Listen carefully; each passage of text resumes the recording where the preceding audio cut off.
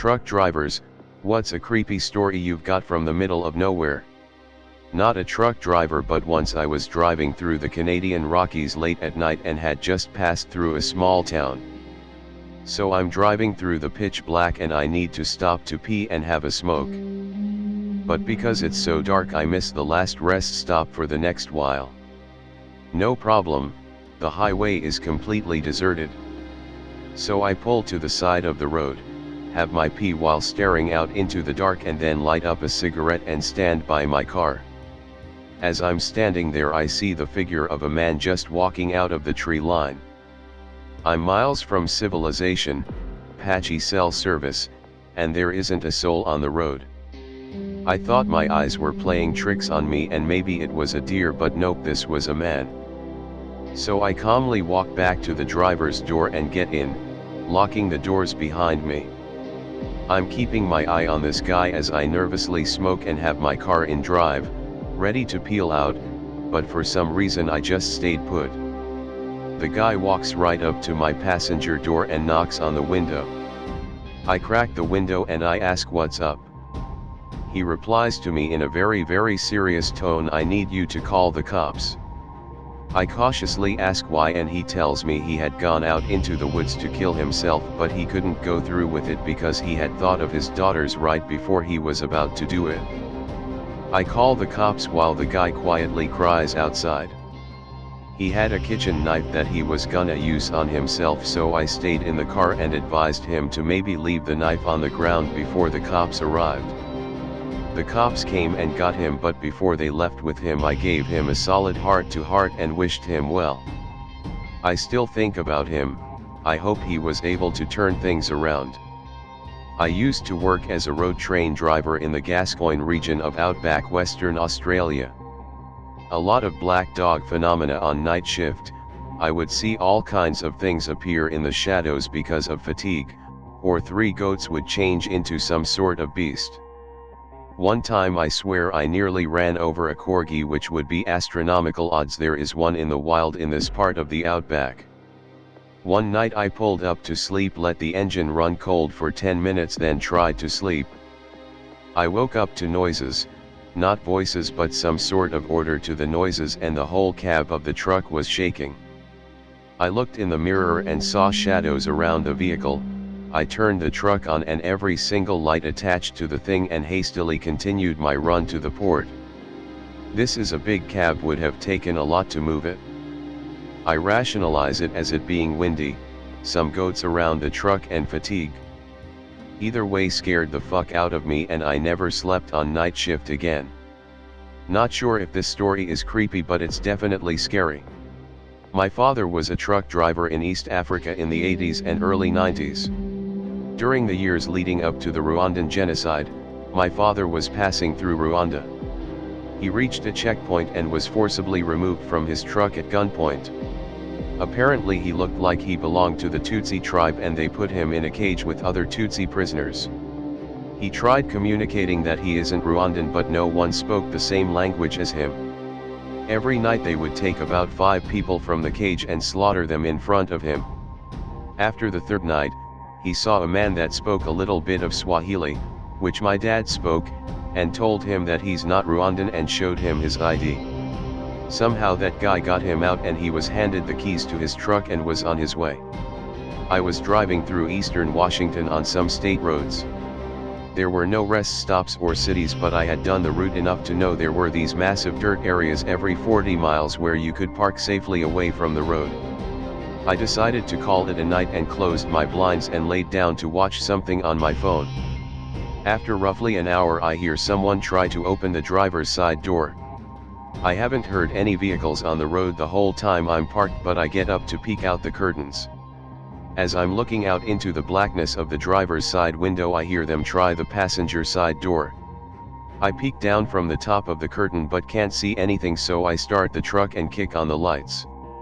I'm fairly freaked out at this point, so I'm still not opening the curtains but peeking through gaps.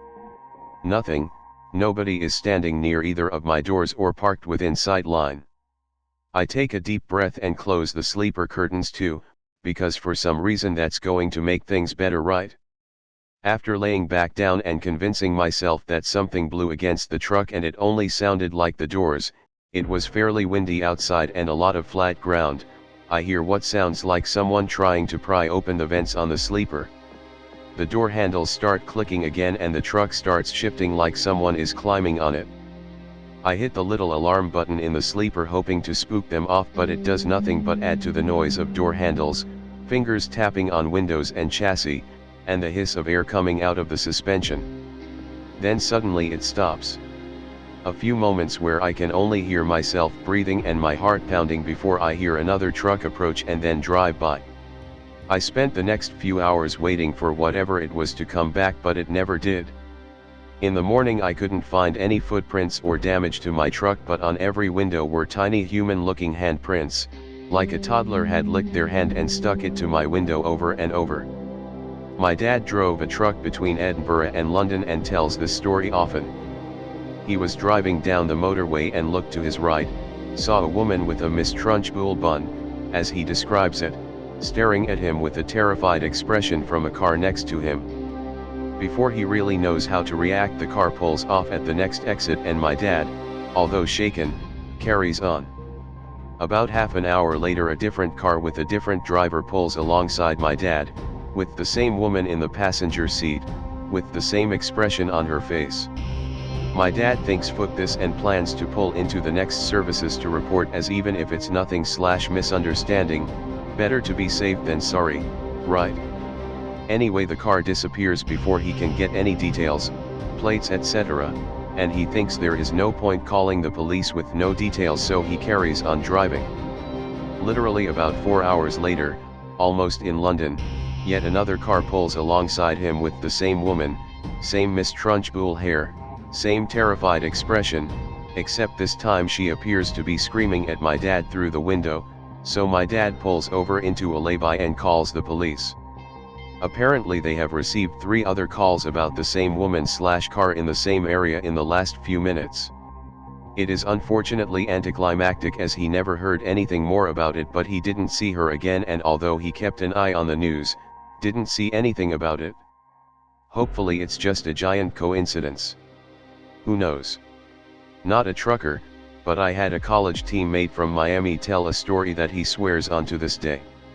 He and his girlfriend were making the drive to Naples late night, on a 2-lane road through the Everglades, and had been in a line of cars behind an 18-wheeler for multiple miles. She fell asleep and he was surfing for something to listen to on the radio. Only one station came in clearly enough to be tolerable, so he gave it a listen. The DJ came on and said something along the lines of, "The stars are extra bright in the Everglades tonight. If you're driving through there, pull off and take a look." He said he normally wouldn't even think of it, but for some reason felt compelled to that night. He woke up his girlfriend. She was annoyed and didn't want to, but he convinced her it would be worth it. They stopped and just took in the stars for 5 to 10 minutes. He said it was the most amazing sky he's ever seen. They get back on the road and drive another few minutes and come across a massive accident. The truck they were following had jackknifed and took out a handful of vehicles that were following. He said there were multiple fatalities, but I've never been able to find a new story about it to confirm. Probably would have been in 2005-ish. They most likely would have been involved if not for that random DJ on the only radio station to come in that night. Not technically a truck driver, but I used to work as a field technician in the oil industry, so I spent a lot of time driving through remote areas of Canada at odd hours. One very strange and eerie experience sticks with me. I was in either northeast BC or northwest Alberta, can't remember the exact location, driving late at night, when I noticed a very large black shape on the road in front of me. Thinking it was a moose, I stepped on the brakes, coming to a stop only a few feet from it. Despite being so close, and having my headlights shining directly on it, I still couldn't tell what I was looking at. It was vaguely the shape of a 4-legged animal, but very big, probably about 6 feet tall. Aside from that, it was completely featureless. I couldn't make out any details whatsoever, no shine from its eyes, nothing. And then I noticed there were more of them in the ditch on both sides of the road. 5 or 6, or maybe more, all the same as the black shape on the road in front of me. None of them were moving. They didn't look like physical objects or living things. More like just large patches of absolute darkness. After I got over my shock, dread started to set in, and I drove around the thing on the road and sped off. I don't really believe this was a paranormal experience. I had been driving for 8+ hours through the middle of the night, and I was exhausted.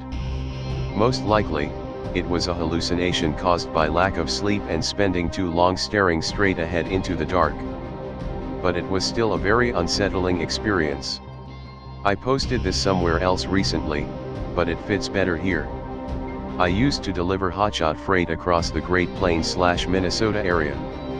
One night around 2 a.m. I was hauling across North Dakota trying to reach Montana by morning.